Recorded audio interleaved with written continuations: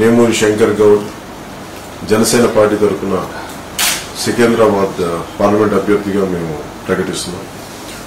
శంకర్ గౌడ్ నాతోటి గత 20 సంవత్సరాలుగా మా వెన్నంటి ఉండి మేము ఇది చిన్నపాటి ఉద్యమాల దగ్గర నుంచి ఈ రోజున గతంలో 2009 పార్టీ ప్రస్థానం రాజకీయ ప్రస్థానం దగ్గర నుంచి 2014 నుంచి 2019 వరకు చాలా విపరీతమైన కృషి చేశారు. ఆయన తెలంగాణలో ఇన్ఛార్జిగా చేశారు. అలాగే మొత్తం ఆంధ్రప్రదేశ్లోను తెలంగాణ రాష్ట్రంలోనూ చాలా జనసేన పార్టీ కోసం బలంగా తిరిగి జనసేనను బలోపేతం చేసి అఖండమైన గ్రాస్ రూట్ అనుభవం సంపాదించారు. గతంలో ఆయన చిన్నపాటి బీజేపీలో కార్యవర్గ సభ్యుడిగా స్టార్ట్ చేసిన ఆయన ఈ రోజున తెలంగాణ ఇన్ఛార్జిగా ఉండి జనసేన పార్టీకి అలాగే ఈ రోజున వారు సికింద్రాబాద్ పార్లమెంట్ జనసేన అభ్యర్థిగా ఉండడం నాకు నిజంగా చాలా ఆనందం కలిగిస్తుంది.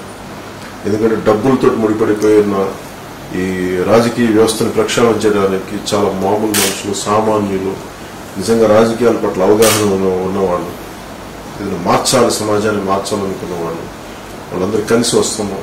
మా వంతు కృషి మేము చేస్తున్నాం. అలాగే తెలంగాణకు సంబంధించి తెలంగాణ యువతకు సంబంధించి ఒక చాలా బలమైన ఆశయాలు ఉన్నాయి, ఆలోచనలు ఉన్నాయి. కాకపోతే దురదృష్టవశాత్తు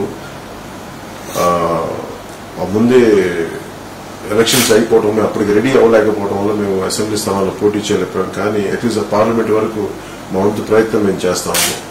అందుకని మా అభ్యర్థులుగా మహేందర్ రెడ్డి గారిని అలాగే నేమూరి శంకర్ గౌడ్ గారిని సికింద్రాబాద్ పార్లమెంట్ అభ్యర్థిగా మాకు ప్రకటించడం నిజంగా వ్యక్తిగతంగా నాకు చాలా ఇష్టమైన వ్యక్తులు, జనసేన పార్టీకి అండగా నిలబడ్డ వ్యక్తులు.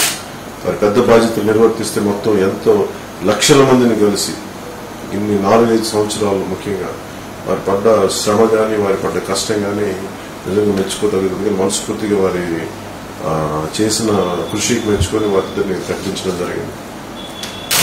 వారి కష్టపడి తెలంగాణకి ఏమేం కావాలి, తెలంగాణకి ఏమేం చేయాలి, ప్రజలతో మమేకమై ప్రజలకు అండగా ఉండవలసిందిగా బెస్ట్ విషెస్.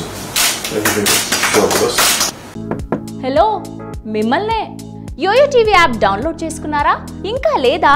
మీ యాప్ స్టోర్కి వెళ్ళి వెంటనే డౌన్లోడ్ చేసుకోండి.